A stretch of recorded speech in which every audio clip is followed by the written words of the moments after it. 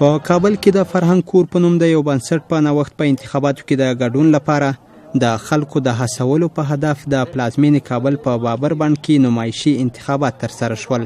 د دې ټولنې مرستیال بصیر بیتاب وویل راتلونکي انتخابات د افغانستان لپاره ډیر ارزښت لري او له همدې امله د دغه ډول پروګرامونو له لارې غواړي چې خلک انتخاباتو کې د ګډون لپاره وهڅوي. په دغه پروګرام کې څو تنو هلکانو او نجونو د جمهوریت ریاست د نمایشي کاندیدانو په توګه